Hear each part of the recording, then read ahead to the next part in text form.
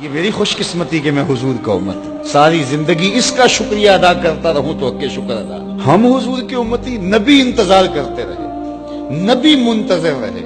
حضرت عیسیٰ نے تو نام بھی بتا دیا نا، لوگوں میں جا رہا ہوں چلو نام بھی بتا دیتا ہوں، میرے بعد جو آنے والا اس کا نام احمد ہوگا۔ نبی انتظار کرتے رہے، 12 نبیوں نے انتظار کیا حضور کی امت میں ہونے کے لیے، تمنا کی۔ نستورہ راہب انتظار کرتا رہا، بحیرہ راہب انتظار کرتا رہا، زندگیاں گزار دی انہوں نے۔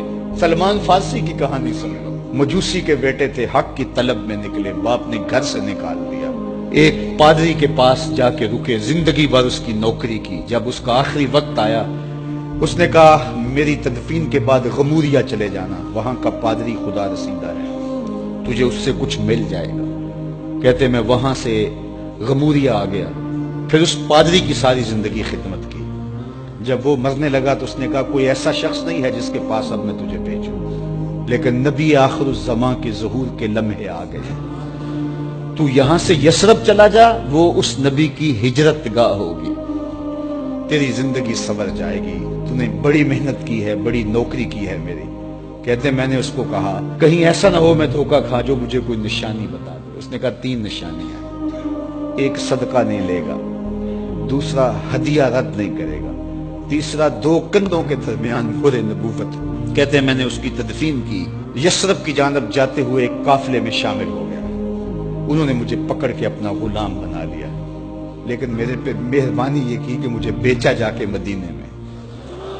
ایک یہودی نے مجھے خرید لیا، میں اس کے باغ میں گوڈی کرتا تھا، کام کرتا تھا، کھجوریں توڑتا تھا، لیکن میں انتظار میں تھا کہ کبھی وہ نبی آخر الزماں آئے تو مجھے دید ہو، کبھی عرش پر، کبھی فرش پر، کبھی ان کے در، کبھی در بدر۔ غم عاشقی تیرا شکریہ، میں کہاں کہاں سے گزر گیا۔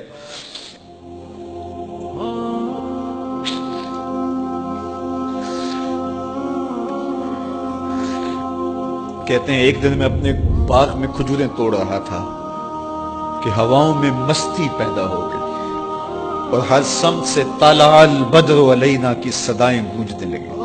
میں سمجھ گیا کہ وہ لمحے آ گئے، میں نے چھلانگ لگا دی اور دوڑ پڑا۔ میرے آقا نے سمجھا شاید غلام بھاگ گیا، اس نے دوڑ کے مجھے پکڑ لیا۔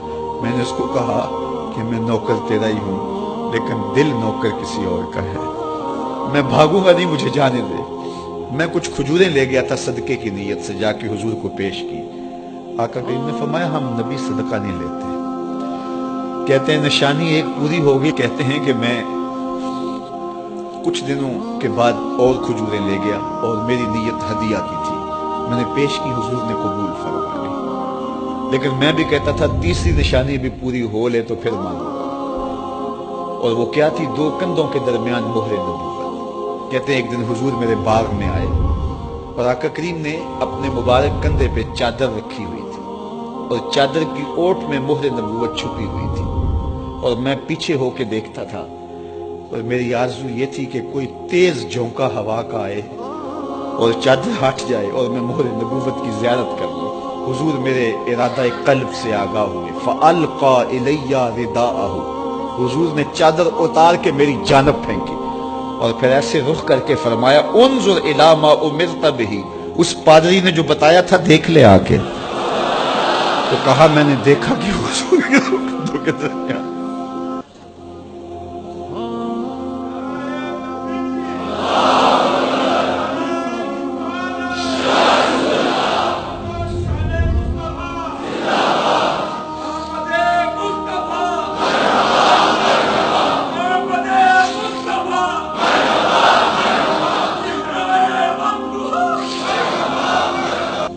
ہم نے تو کوئی انتظار نہیں کیا نا، ہم نے تو کوئی دکھ نہیں سہا، ہم سوئے تھے مقدر جاگ اٹھے۔ ہمارے والد مسجد سے مولوی صاحب کو بلا لائے، انہوں نے کان میں آ کے کہا مبارک ہو تو حضور کا نوکر بن کے آ رہا۔ ہمیں وہ نبی ملا جو نبیوں کا نبی۔